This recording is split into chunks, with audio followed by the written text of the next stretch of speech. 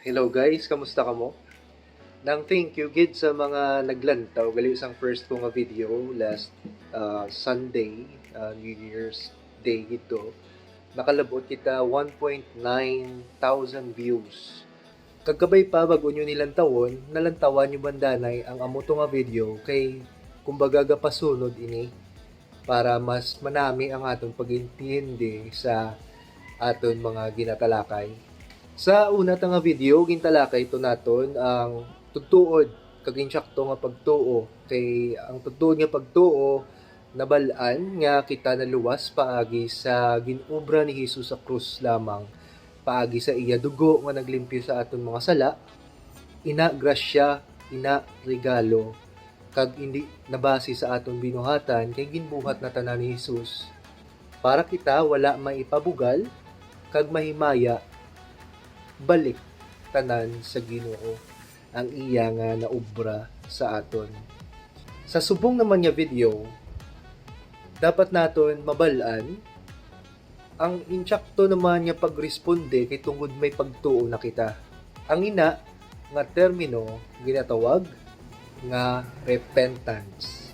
Ina mas hapos intindihon sa duwa ka tinaga kung sa hiligay nun. Ina ang paghinulsol kag pagbalik sa Ginoo kumbaga. Kung magbasa kita sa Acts, ini si Pedro naghambal sa mga tawo didto kag kung kabalo kamo dra kag nabasahan nyo na 3,000 ka tawo ang nagtuo sa Ginoo. Kag isa sa mga ginhambal niya amo ni sa Acts o Binuhatan 2:38 to 38, hambal dra, nagsiling si Pedro sa ila, ang tagsa-tagsa sa inyo, maghinulsol or repent. Sa inyo mga sala, kag magpabautiso sa ngalan ni Hesukristo. Kag dayon, mapatawad ang inyong mga sala, kag mabato ninyo ang regalo sang Dios nga amo ang Espiritu Santo. Ang Espiritu Santo mismo naging regalo sa aton pag hinulsol or repent. Ang buot silingon sang repent, kung sa English, change of mind. Para mas mahapos sa aton mapadalman o maintindihan ang ginatawag nga repentance, dumdumon talang pirme ang ini nga pamangkot. Ang ginaobra ko bala subong, gapakita nga palangga ko ang Ginoo. Pwede man niya amo ni. Ang akon ginaobra, ginaisip, motibo, gahalin bala sa pagpalangga sang Ginoo sa akon. Importante ang tinaga nga paghigugma sa Ginoo. Kay nga may warning na si Jesus sa mga tumulo kag makita ta na sa sulat nga ara sa Revelation. Hambal sa pahayag 2:2. Revelation chapter 2 verse 2. Nahibaluan ko ang inyo mga ginahimo pati ang inyo mga pagpangabudlay kag pag-antos. Nahibaluan ko man ang indi ninyo maagwanta ang malain nga mga tao. Ginusisa ninyo ang mga nagapaka apostoles, kag nasapwan ninyo nga mga butigon gali sila. Ginantos ninyo ang mga kabudlayan tungod sa inyo pagtuo sa akon, kag wala gid kamo nagluya. Pero ang akon nasawayan sa inyo amo ni ang inyo paghigugma sa akon subong hindi na pareho sang una. Huna-huna abala ninyo kung daw ano ang inyo paglasay. Maghinulsol, magrepent. Kamo kag himuan ninyo liwat ang inyong mga ginahimo sang una. Kay ano gani liwat? Ang labing importante nga mga sugo makita na naton sa Mateo 22:37. hambal ra. Nagsabat si Jesus sa iya, higugmaon mo ang Ginoo nga imo Dios sa bug-os mo nga tagipusoon, sa bug-os mo nga kalag, kag sa bug-os mo nga huna-huna. Amo ini ang labing importante nga sugo sa tanan. Kag ang ikaduwa nga labing importante pareho man sini. Higugmaon mo ang imo isig katawo pareho sa paghigugma mo sa imo kaugalingon. Ang sentro sang ini ang ginatalakay naton subong, ang pamangkot nga palangga mugid bala ang Dios.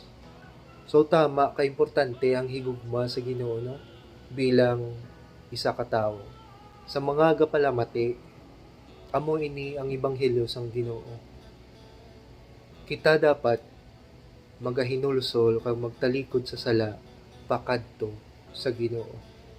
Palangga niya gid kita katama, kabay pa ibalik ta ina nga pagpalangga sa iya.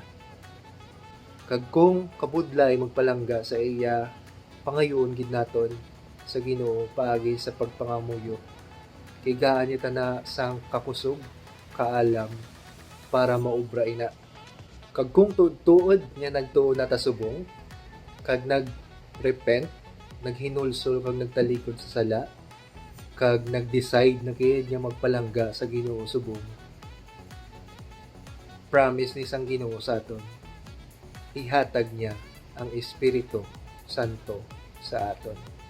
Siya na ang magabay sa aton nga pagpangabuhi bilang Kristohanon.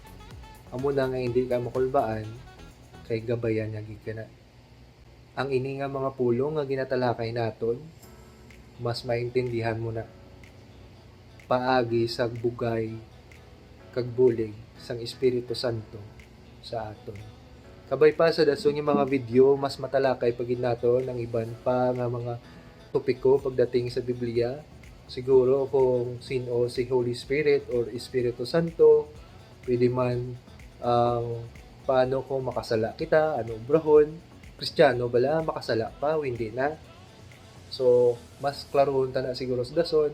Kag kung may ara ka mo ipamangkot, pwede nyo gid i-message ako. Kabay pa nga na-bless ka mo liwat. Kabay pa nga pangamuyuan taman ini nga ginaubra ko kay para damo pag malabot nga mga kalag kag kabay pa damo maluwas. Kung maluwas, kabalo ka mo kung ano kagrabe ang kalipay sa langit. Amo ni hambal ni Jesus mismo sa Luka 15:7. Luke 15:7, hambal dira. Dayo nagsiling si Jesus, pareho man sina didto sa langit. Mas dako ang kalipay tungod sang isa ka makasasala nga naghinulsol o repent. Sang sa 99 ka mga matarong nga hindi kinahanglan maghinulsol. Na-imagine nyo man nga kung maghinugyaw ang tao sa kalibutan, perte ka nami isang pamatsyag, kag dumapasakot ka nga makakadlaw kanami ka feeling. Ano pagidayhan ang kalipay nga ara sa langit. Salamat sa inyo pagpamati, kabay pa natapos nyo gid. Initanan ginaobra ko ni para sa glory lang gid sang Ginoo, kag inigrasya lang gid tanan. So salamat gid sa Ginoo. Salamat sa inyo. Kabay pa nga magkita na naman ta sa dason yung video. Thank you.